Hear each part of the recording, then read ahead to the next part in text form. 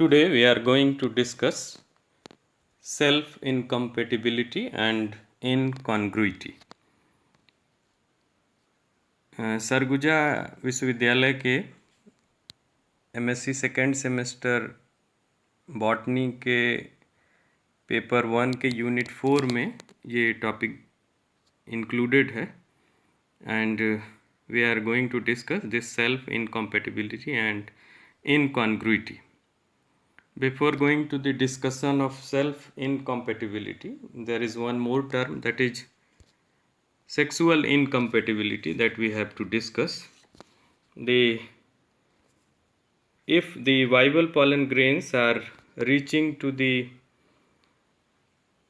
stigma of a pistil which is having functional female gametes, but these viable pollen grains are not able to effect fertilization in such a pistil, then these pollen grains and pistil are known as sexually incompatible, and this phenomenon is known as sexual incompatibility.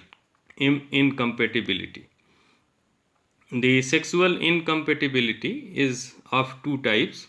It is interspecific, that is occurring between individuals of two different species, or intraspecific, that is taking place between individuals of same species. This intraspecific incompatibility is also called as self-incompatibility. This interspecific incompatibility is heterogenic, that is, it is controlled by more than one gene at different loci on the chromosomes. It prevents free cross-pollination and is the basis of creation of new races and species.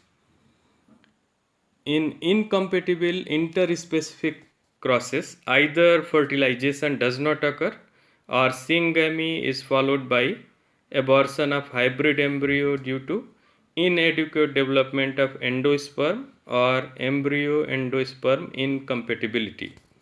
That is, in interspecific crosses where a cross is taking place between two individuals of different species, either fertilization does not occur or syngamy is followed by abortion of hybrid embryo. Syngamy, that is fusion of male and female pronuclei, takes place, but the hybrid embryo get aborted. Or there may be two more things may be there, that is endosperm either develops inadequately to support the developing embryo, or the embryo and endosperm are incompatible. Now, the self-incompatibility. If the pollen grains of the same plant are not able to effect fertilization in the same plant, such pollen and pistil are known as self-incompatible, and this phenomenon is self-incompatibility. There are a large number of flowering plants which are outbreeders, that is, they are cross-pollinated in the nature. And there are several adaptations to avoid self-pollination, that is hercogamy, unisexuality, dichogamy, etc. The self-incompatibility has been reported in 66 families by McCubin and Dickinson in 1997. So, if the pollen grains of the same plant are not able to effect fertilization in the pistil of the same plant, they are said to be self-incompatible, and this phenomenon is known as self-incompatibility. Morphologically, the self incompatibility is of two types. It is heteromorphic and homomorphic. Hetero means different, morphic means morphology. Here the pistil and stamen are having such a morphology that pollination between these two does not take place. For example, in primula, there is distyly. There are two kinds of flowers in primula, pinnide and thrumide. The pinnide flowers, they are having long style and short stamens, and the thrumide flowers, they are having short style and long stamens, and they are favoring to each other. The pollination takes place between the thrumide flower, pollen grains from the thrumide flowers. They pollinate the flowers of the stigma, they reach up to the stigma of pinnide flower, and vice versa. The other features of heteromorphic incompatibility are the incompatibility reaction is determined sporophytically. The growth of incompatible pollen tubes is inhibited in the style. Dominance between alleles of incompatibility genes is expressed both in pollen and style. Now, the homomorphic self-incompatibility. In this category, all the mating types within a species are morphologically indistinguishable and require proper breeding test for their regulation. As we have seen in heteromorphic self-incompatibility, distyly and tristyly has been seen, but in homomorphic, such a distinction is not possible between two mating types, and it requires proper breeding test for their recognition. A species with this type of incompatibility has numerous mating types. Depending on the origin of factors determining the mating types, on the pollen side, two categories of self-incompatibility have been recognized. Number one, that is gametophytic self-incompatibility, that is GSI. The incompatibility process in gametophytic self-incompatibility is determined by the genotype of male gametophyte, that is pollen itself. While in sporophytic self-incompatibility, the incompatibility process is controlled by the genotype of the sporophytic tissue of the plant from which the pollen is derived. For example, the sporophytic self-incompatibility has been seen in members of Astraceae, Brassicaceae, etc., while the gametophytic self-incompatibility has been seen in members of Liliaceae, Poaceae, Solanaceae, etc. Now, the genetic basis of self-incompatibility. The most popular hypothesis about the genetic control of self-incompatibility is the apposition S allele hypothesis, and this was proposed by East and Mangelsdorf in 1925. According to this hypothesis, incompatibility reactions are controlled by a single gene, that is S gene, which has several alleles. Pollen grains that possess the S allele common to any one of the two alleles present in the cells of pistil will not be functional on that particular pistil. That is, if the S alleles are common, they are not affecting fertilization in the pistil.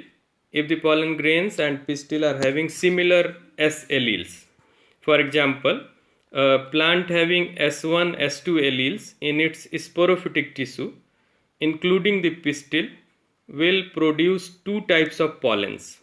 Half of the pollens having S1 allele and other half S2 allele.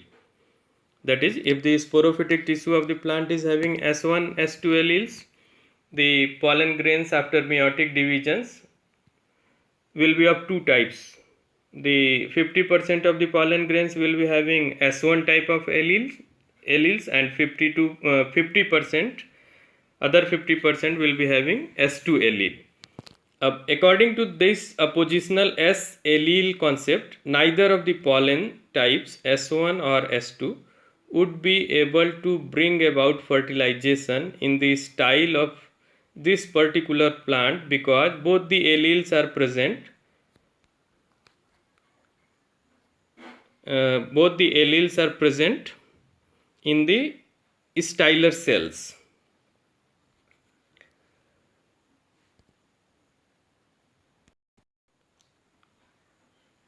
Suppose a plant having S1, S2 genetic complement is pollinated with the pollen from a plant having allelic composition as S2, S3. That is, the plant with genetic composition S2, S3 will have 50% of its pollen as of S2 type and 50% of the pollens as S3 type. Now, the S1, S2 plant, if pollinated with the S2, S3, if pollinated with the pollens from the S2, S3, the 50% pollen grains, those who are carrying S3 allele, they will be functional, whereas 50% carrying S2 allele, they will be incompatible. While if another plant having S3, S4 genotype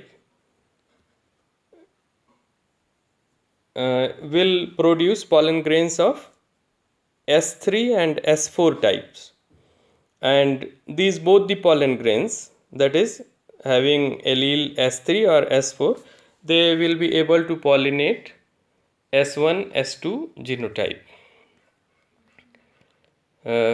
S allele of the pollen, that is male gametophyte, is the determinant of incompatibility reaction.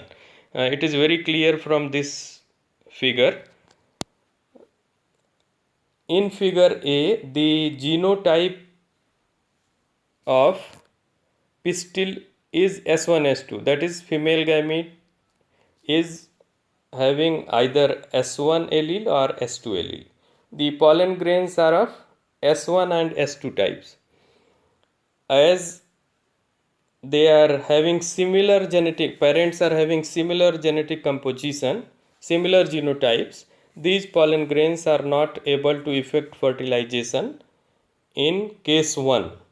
In case B, the female parent is having genotype S1, S2, while the male parent, which is contributing pollen grains, is having genotype S2, S3.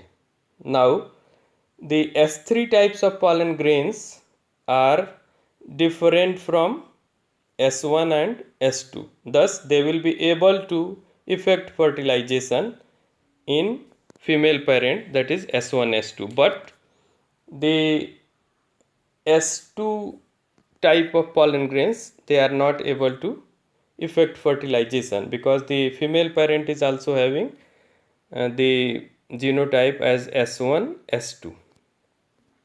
In the third case, that is in the figure C, the pollen grains are of S3 and S4 types. They are having some pollen grains are having S3 allele and 50% as S4 because these pollen grains are contributed by the male parent, which is having genotype S3, S4. The female parent is again having the genotype S1, S2. Now the genotype of male parent and female parent are different. That's why both the pollen grains are compatible. That is S3 and S4. They are compatible to the both S1 and S2. Thus, they will effect fertilization in case third. While in sporophytic self-incompatibility, all the pollen of a plant behave similarly. If, that is, if a parent is having uh, genotype S1, S2 and female parent is having genotype S1, S2 and male parent is having genotype S2, S3. The common allele between male and female parents is S2, but uh, the pollen grains from the S1, S2, they will not affect fertilization in the female parent. That is, if in the sporophytic self-incompatibility, if any of the alleles is common, then it will not affect fertilization. It will show incompatibility. In gametophytic self-incompatibility, if a parent is having one of the alleles uncommon, the pollen grain that is having uncommon allele, that will affect fertilization. While in sporophytic self-incompatibility, if any of the two alleles is common, the pollen grains derived from such a male parent, they will be incompatible to the female parent. That is, if a single allele is common, then it will be incompatible. For example, a plant carrying S1, S2 alleles, the pollen carrying S1 or S2 allele would behave as S1 if S1 is dominant, or as S2 if S2 is dominant. If there is no dominance, both will behave as S1 plus S2. The presence of even one of the alleles of the styler tissue in the sporophytic tissue of the male parent would render all the pollen of that plant non-functional with respect to that particular style. That is, if any of the alleles is common, then the pollen grains derived from the male parent, they will not affect fertilization in the female parent. That is, if sporophytic tissues of male and female parents are uh, showing 50% similarity, the genotypes are 50% similar, they will not affect fertilization. This can be this sporophytic self-incompatibility can be better you will be better to understand from this figure, that is the figure A, where the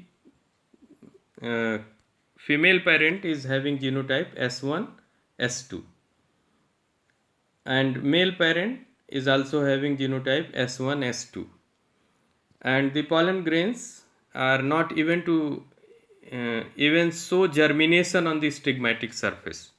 That is, they are showing incompatibility.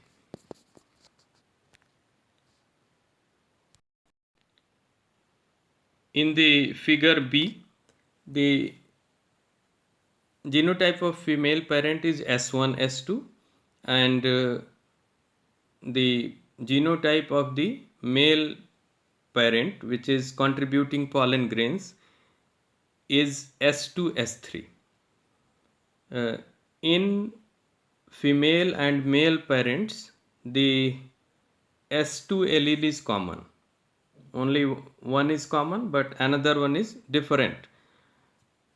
But here the pollen having the alleles S3, they also do not germinate. This is known as sporophytic self-incompatibility. While in the figure C, the genotype of female parent is S1, S2 and that of male parent is S3, S4. Here both male and female parents are having different genotypes, that's why germination of all the pollen grains take place and fertilization they affect fertilization. Now the barriers to fertilization. In incompatibility systems, barriers to fertilization may occur at different levels. Number one, pollination. There are certain floral adaptations like dichogamy. Dichogamy means the maturity of male and female reproductive organs take place at different times. When male reproductive organs are maturing earlier, it is known as protandry. When female reproductive organs are maturing earlier, it is protogyny. Hercogamy, that is, there are certain physical barriers which avoid self-pollination. And unisexuality, that is, the flowers are unisexual, there will be cross-pollination will take place as a rule in unisexual flowers. The second one is, that is, progamic phase. Here in this category, the inhibition occurs at any stage from pollen germination to the discharge of male gametes in the vicinity of egg. That is, here the inhibition takes place before the syngamy. Now third, syngamy, the pollen tube grows through the style, but it fails to enter the ovary, or its growth is arrested within the ovule or within the embryo sac. Consequently, the fusion of the male and female gametes fails to occur, as pollen tube is functioning as the carrier of the male gametes. And if the pollen tube growth is inhibited or it is arrested, and does not enter into the embryo sac, syngamy or fertilization does not take place. In gametophytic self-incompatibility, the pollen germinate normally. The pollen tube penetrates through the stigma but fail to reach the base of the style. Earlier in figure 1 we have seen that pollens are germinating but they are inhibited in the styler region. That is, the rejection reaction in gametophytic self-incompatibility occurs in the style, while in sporophytic self-incompatibility systems, the rejection reaction occurs on the stigma. That is, here the pollen grains are inhibited at the stigmatic surface. Either the pollen grains do not germinate at all on the stigma, or if they germinate, the pollen tube fail to penetrate the stigma. That is, pollen tube is not able to penetrate the stigmatic surface. From this table, it is showing certain differences between the sporophytic self-incompatibility and gametophytic self-incompatibility. On the left side, the features have been written. The first point is that of pollen. In pollen, if we are seeing the cytology of the pollen grains in both the types, that is, in sporophytic self-incompatibility, 3-celled pollen grains are they are coming out at the 3-celled stage from the microsporangium, while in GSI, that is gametophytic self-incompatibility, the pollen grains coming out from the microsporangium at 2-celled stage. The second point about the pollen grains is in vitro germination. In sporophytic self-incompatibility systems, the pollen germination of pollen grains in vitro condition is very difficult, while the pollen grains showing gametophytic self-incompatibility, in vitro germination is easy. The viability of pollen grains in SSI, that is sporophytic self-incompatibility system, is short. They are short-lived, while in the pollen grains showing GSI, they are long-lived. The respiration rate of the pollen grains in SSI systems is high, while in GSI it is low. the pistil, the stigma is dry in SSI system. Sporophytic self in the pistil showing, the plant showing sporophytic self incompatibility, the stigma is dry, while in gametophytic self incompatibility it is wet. The rejection reaction takes place in sporophytic self incompatibility on the stigma, while in gametophytic self incompatibility in the styler region. Now, the physiology and biochemistry of the incompatibility. When we are talking about incompatibility, in the incompatible process is having two reactions. There are two reactions are taking place in incompatibility process. Number one, that is recognition reaction. It occurs at the molecular level, and by this pistil recognizes whether a particular pollen grain is to be accepted, that is it is compatible, or rejected, that is it is incompatible. In sporophytic self incompatibility, in sporophytic self incompatibility systems, the recognition reaction sets in almost immediately after the pollen comes in contact with the stigma. That is, incompatible pollen grains are rejected at the stigmatic surface. In GSI systems, the recognition and rejection reactions occur inside the pistil. That is, in sporophytic self incompatibility, when pollen grains reach up to the stigma, either they do not germinate on the stigmatic surface, or if germination takes place, pollen tubes coming out, but the pollen tube is not able to penetrate the stigmatic surface. While in GSI, gametophytic self incompatibility systems, the recognition and rejection reactions occur inside the styler canal. The second point of the process is rejection reaction.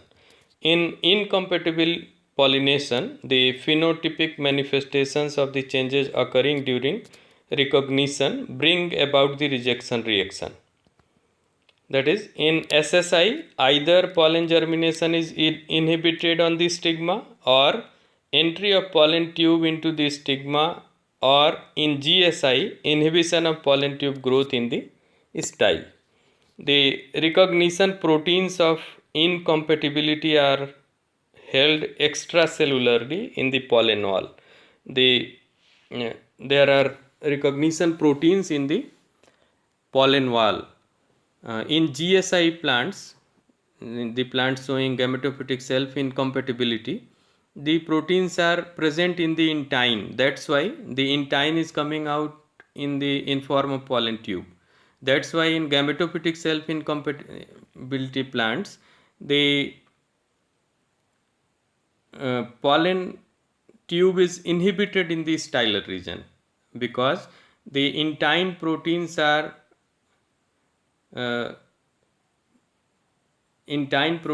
recognized by the in the styler canal, while in sporophytic self incompatibility systems, the exine proteins are recognized. That's why when the pollen grains are reaching on the stigma, they are recognized on the stigmatic surface. That is, exine proteins are involved in the sporophytic self incompatibility, and intine proteins are involved, recognized or involved in the gametophytic self incompatibility. Now, stigma surface inhibition. In sporophytic self incompatibility systems and some gametophytic systems, the recognition and rejection reactions occur on the stigma. The pollen grains either do not germinate, or the pollen tube is not able to penetrate the stigma. We have already discussed this point that in the sporophytic self-incompatibility, either pollen grains do not germinate on the stigmatic surface, or if germination takes place, the pollen tube is not able to penetrate the stigmatic surface. In these cases, if pollen grains are directly introduced into the style, normal fertilization occurs, which clearly indicates that barrier is restricted to the stigma. The later we shall discuss about the how to break incompatibility. There is one point that if the pollen grains are directly uh, sprayed on the ovule, or they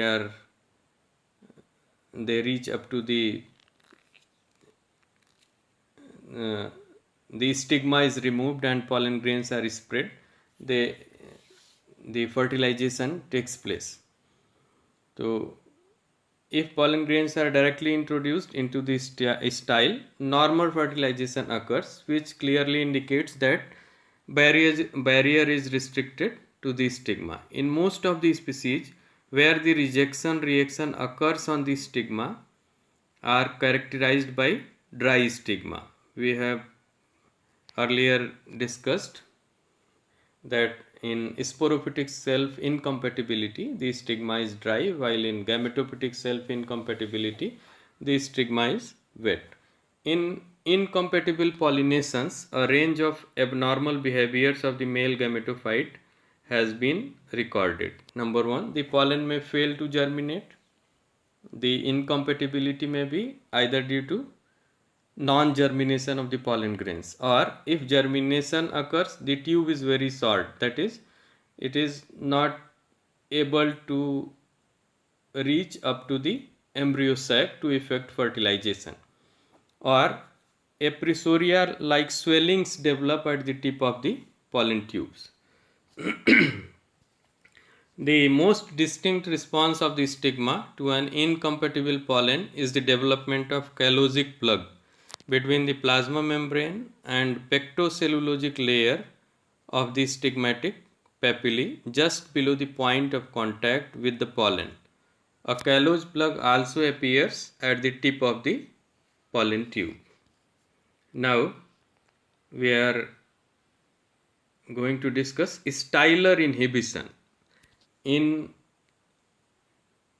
one point we have to remember that in sporophytic self incompatibility the rejection reaction is stigmatic surface, while in gametophytic self incompatibility the rejection reaction takes place in the styler canal.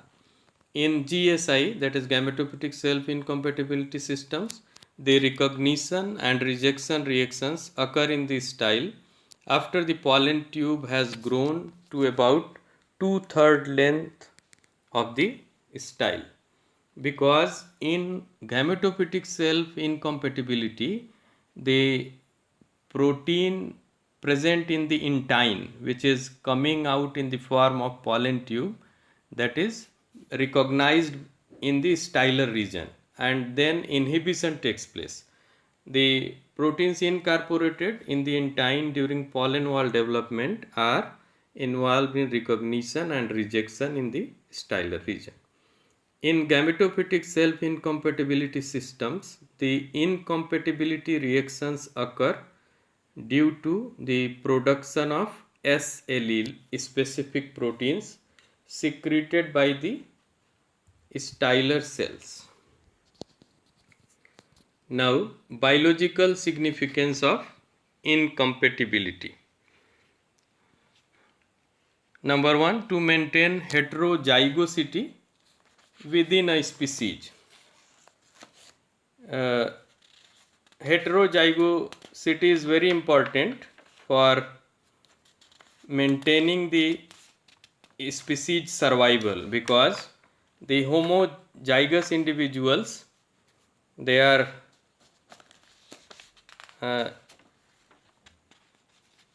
they are having very low survival value.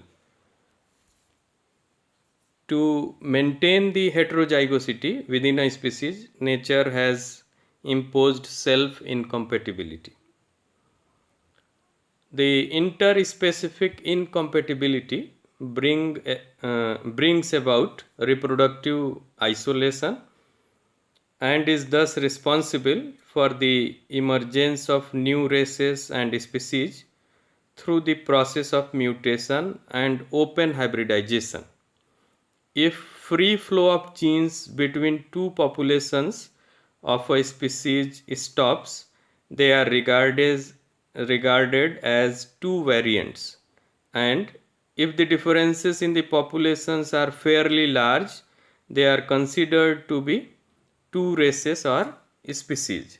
That's why it is very important. The incompatibility, self incompatibility is very important from the survival, regarding the survival of the species.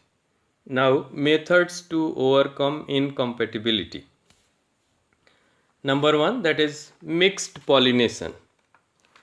In this method, stigma is dusted with mixture of incompatible and compatible pollen grains. Here the compatible pollen grains are known as mentor pollens, and this is to disguise the stigma. And to prevent fertilization with the mentor pollen, they are either inactivated by irradiation or killed by treating them with chemicals, for example methanol, or subjecting them to repeated freezing and thawing. These treatments do not disturb the wall held proteins.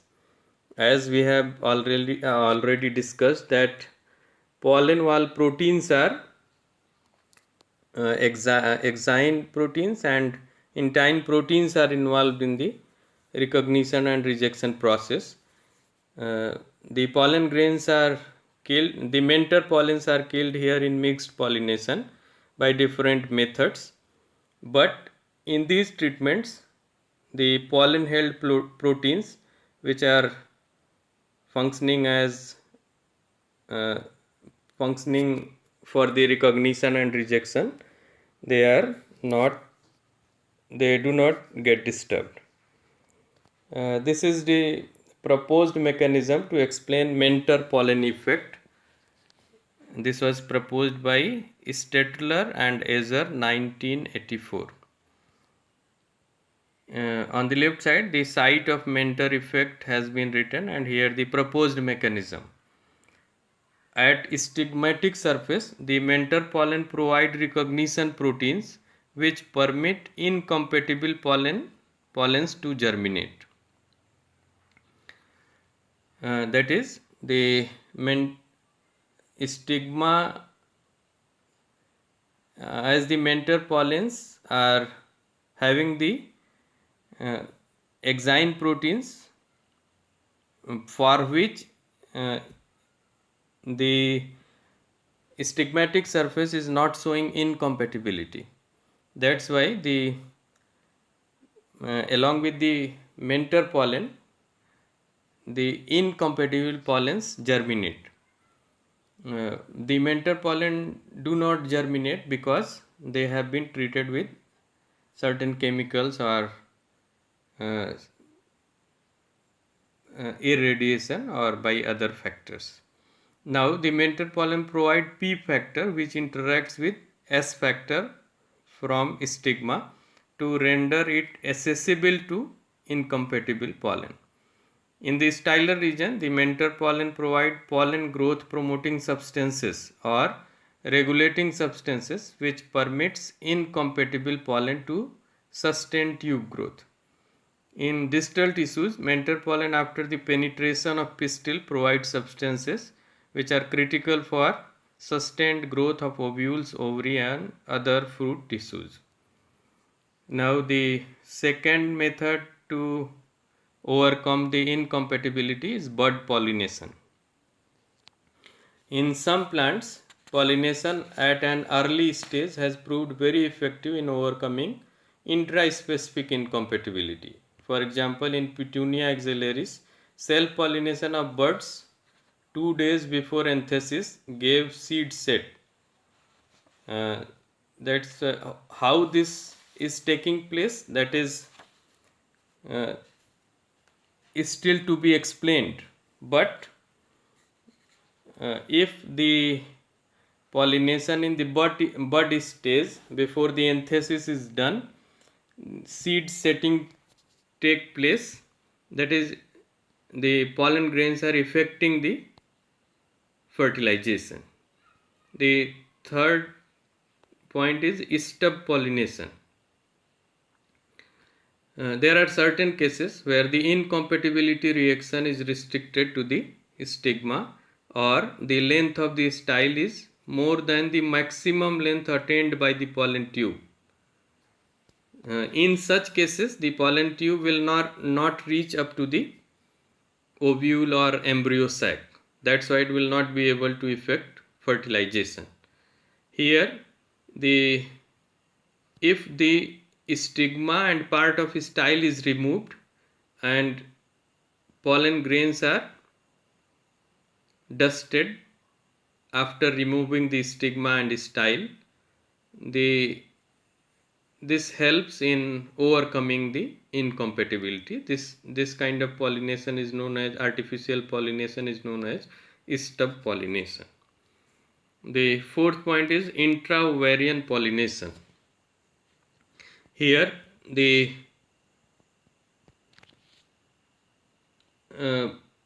stigma style is removed and pollen grains are suspension of pollen grains are directly introduced into the ovary.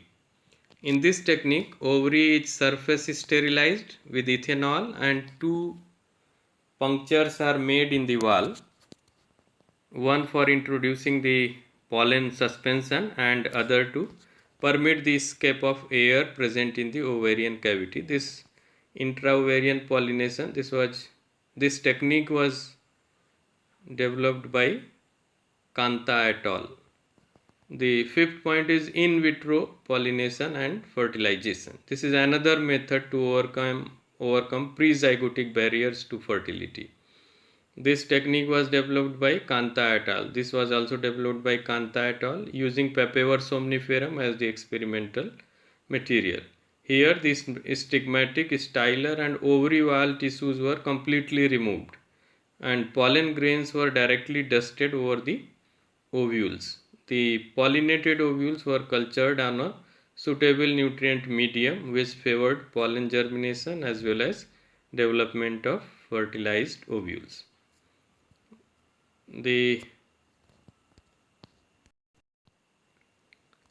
The next point to overcome the incompatibility is modification of stigmatic surface. Application of lectin concanavalin A to the stigma, which binds and apparently masks the pellicle, blocks the self-incompatibility reaction in Brassica. And this was performed by Kerhuas et al. In 1983. Similar pre-treatments of stigma with detergents such as Triton X100 and organic solvents such as hexane modifies or partially solubilizes the pellicle and blocks the incompatibility reaction. Now the other point of the syllabus which we have to discuss in this lecture is incongruity. There are 2 mechanisms for non-functioning of an intimate partner relationship. One we have already discussed, that is incompatibility, and that is governed by multiple alleles at 1 or 2 loci. The another cause of non-functioning is a lack of genetic information in one partner about the other, termed as incongruity. This term was given by Hazenboom in 1973. That is, For example, it will be very clear from this example, if in the pollen some essential penetration gene or gene complex corresponding to a certain barrier gene or gene complex in the pistil is lacking, the pollen tube will not be able to penetrate a barrier and tube growth will stop at some moment between pollination and fertilization. Here, uh, the there is lack of genetic information between one and other partner. That's why the fertilization does not take place. For this phenomenon of non-functioning of a partner relationship resulting from a lack of genetic information in one partner about the other, it was Hazen-Boom who proposed the term incongruity. Now it is clear that incongruity is genetically quite different from incompatibility. Incompatibility is non-functioning as a consequence of similarity of partners for S alleles. Incongruity is non-functioning as a consequence of non-matching of partners for the genetic information regulating interaction and coordination. Incongruity may include a number of different processes based on independent genes, as incongruity is considered a byproduct of evolutionary divergence. Its origin too is quite different from that of incompatibility. Thank you very much.